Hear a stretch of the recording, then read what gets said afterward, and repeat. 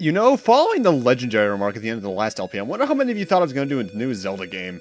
Either way, hello everyone and welcome to Let's Play the Final Fantasy Legend for the Game Boy, known as, I'm hoping I'm pronouncing this right, Makaitoshi Saga in Japan. This was one of those games in the late 80s, early 90s that fell into the curse of Square putting the Final Fantasy logo on to sell more copies. But let's just get right in. It has been said that the tower in the center of the world is connected to paradise. Dreaming of a life in paradise, many have challenged the secret of the tower, but no one knows what became of them. Now, there is another who will brave the adventure. And right off the bat, we actually get to choose our first character's class. We have humans, mutants, and monsters. Now, humans, I'm going over very basic stuff here. They can more or less use any armor or weapon, but they have no good magic. In fact, I don't think they get any magic. Mutants are your generic magic users. They have fewer equipment slots as well. And monsters have no equipment slots. Their stats and abilities are fixed depending on what they are. And we'll get more into some of the stats as we go, but I'll tell you for a fact, monsters are not good to start off with your first character. I'm starting off with a female mutant. Why female? In this game, the way the genders are switched is that males start with a higher power stat, and females start with a higher agility stat. And in this game, agility is that generic go-to stat that I like to have. And all the names are once again references, so let's see if you guys can get this. Our main mutant is Lucy. And we're thrown right into Base Town. That's because this place is at the base of the tower. And before we do anything else, first off, let's take a look at her equipment. She starts with a stealth ability, which means we can randomly start a battle off and we'll have a preemptive. The ends are really cool in this game. It's only 1 gold per HP point, and that's collective amongst all 4 party members, by the way. And also refills any weapon or spell charges that your characters have. Genbu has hidden the key to the door in the Statue of Hero. Well then, thank you, random old man in a top hat.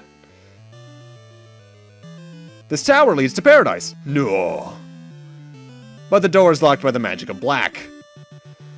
So before we can progress on there, let's talk to this. This is the guild. This is where you hire other party members.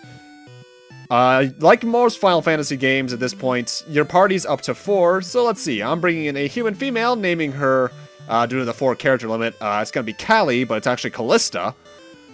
And then I'm bringing in 2 monsters, because the thing is, monsters don't start off that good. But around maybe part 3 or 4 of this LP, they start getting pretty decent. And I'm bringing in 2 albatrosses. Because you see, the way that monsters actually get new abilities and such is that randomly at the end of battles, monsters that you defeat can drop meat. And the monsters in your party can eat that meat and transform into a new monster. And for the general endgame I want to have, both of my monsters need to be albatrosses. We'll be seeing more of them as we go through, though. Either way, we're naming our 2 albatrosses Kaneda, or Kane due to the character limits, and Envy. So this is gonna be our full party. Now you might notice earlier I removed the mutants weapon, and I'm removing the humans weapon as well. That's because that's another difference between the male female. The weapons they start off with are a bit different, and the saber and rapier that you get at this point are actually really good. And this is the store. You can actually buy spellbooks at this point. I think it's the only way that humans can use magic off the top of my head. And spellbooks are pretty good because they actually have a higher base damage than natural spells, but they're a bit worse overall because they have less spell charges, and you obviously, once you run out of them, the book breaks.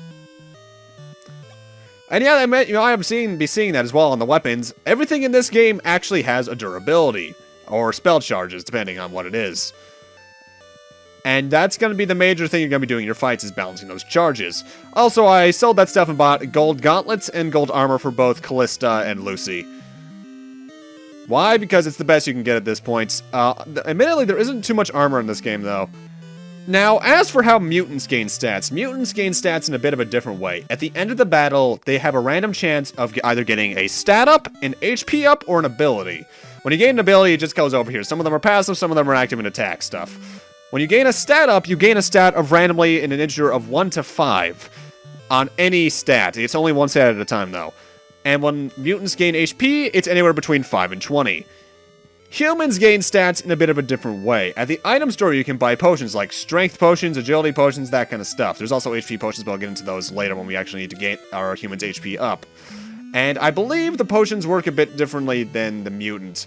Eventually, they give you a set 2 in the stat that they're needed for, but I think early in the game, they do give you a random thing of 1 to 5. I think that stops around 20 strength, or 20 of a stat, rather. And as I mentioned before, they get better. Monsters get better stats just from eating monster meat. Although I think, generally speaking, no matter what you do, as long as you eat meat, you will get stronger. But I like to have a certain amount of it too. And these are the potions you can get. I just went over them there. There's only really strength and agility potions. Defense goes up with armor and stuff. Either way, here's our Albatross's abilities. They have a beak, which is a normal attack, but they also have Circle Quake. Circle and something means it has protection from that. So the Albatrosses are immune to Quake elemental attacks, which there's only like 3 of in the game, so you don't really have to worry about that much. Either way, with that, I believe we're done here in the base town, so let's talk to some people instead. There's another town in the southeast. The NPCs are how you're going to be learning a lot of the story in this game, so I recommend talking to them. Once you leave town, it's a savage land. Also, you're going to be noticing, I talked to this person like 3 times. That's because a weird little thing with this game's text is that it pops into the dialogue box the first moment that text shows up, but then it goes to the normal scrolling thing, which is kind of annoying, and you might see it as well. Sometimes the text just randomly stops. If you want to advance, choose members of the guild. And by stops, I mean the dialogue will just end immediately because that's how long the box stays around for. If you lose your last heart, you can't be brought back to life. That's right, this game actually has a bit of a live system. You actually have to press select to see it. That's also how you change around your party order, which, by the way, party order works similarly to Final Fantasy 1. The farther up you are, the likelier you are to get hit. See those hearts? Those are your lives. If you run out of HP, your character's dead. However, every town has what's known as a House of Life, where for a certain amount of gold, you can bring that character back to life at the cost of one of their hearts as well. If they run out of hearts, they're essentially Fire Emblem dead gamed. And you have to recruit a new person to replace them. This is where the House of Life in this town is, by the way. You can buy hearts back for like 10,000 plus gold, so it's not really worth it. But it's there, I suppose. Not really good, but yeah. But there are abilities that you can bring back people for free later on. And our first encounter for the game is a goblin, but you're gonna notice Lucy and Callista have no attack, so it's up to the monsters. Goblins have about 20 HP, I believe.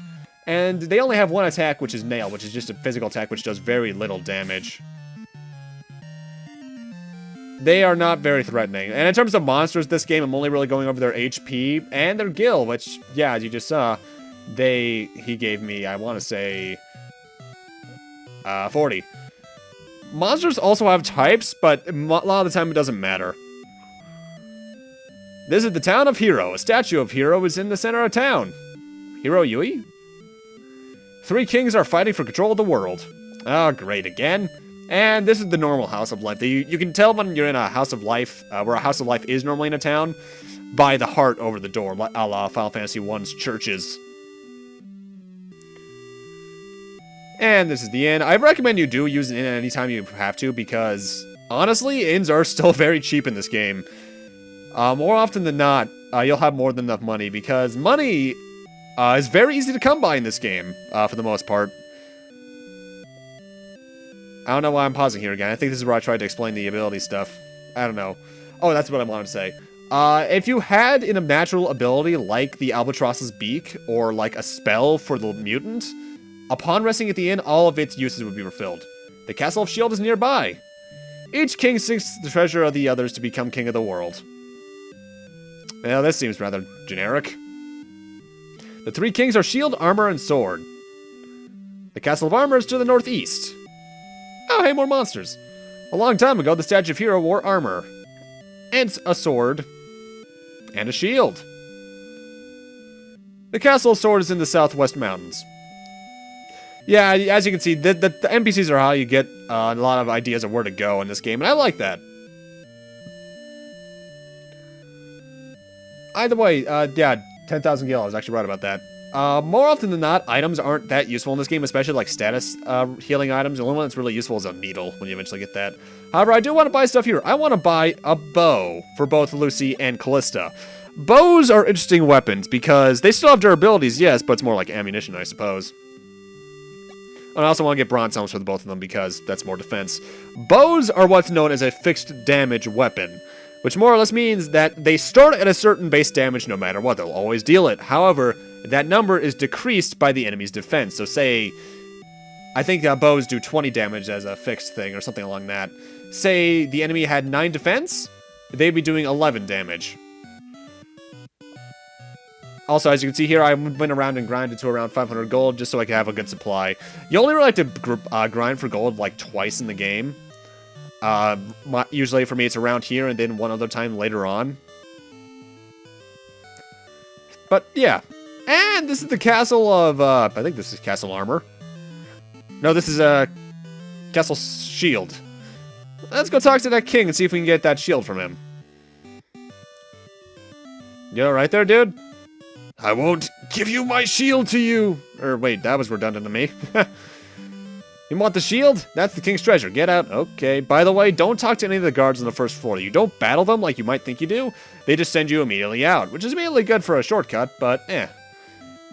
So from here we want to head northeast. Why? Well, remember, they said Castle Armor was in the northeast, and since our goal is to get all 3 of those things on the statue, we need to get all 3 pieces.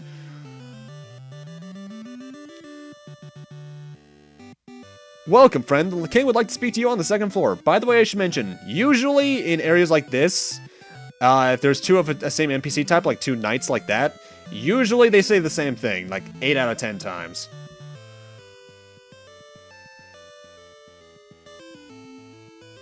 And now, here's the throne room. My lord, you look ill. What's wrong? I'm in love. Oh, who's the lady? She's a girl who lives in the south, but she wouldn't accept my proposal. I see. I may be able to help you for a reward. I'll give you anything you want. Well, now we know where to go next. We have to go to the south, which is giving some odd Civil War vibes to me for some reason. And talk to that girl. By the way, nice little detail here. They actually animated the sea and rivers. I forget if they do that throughout the entire game, but that's a nice little detail. Not many games did that. Heck, Final Fantasy 1, the water was mostly just a blank blue slate. And by the way, next enemy is a zombie. 60 HP, it's an undead type monster, so it's weak to fire. However, it is protected from paralysis type things. Para, I'll get into that, what protection from para is later, but you don't have any way to use it at this point, so it's not really worth bringing up. And they give you 40 gold too, and its nail attack doesn't do much damage.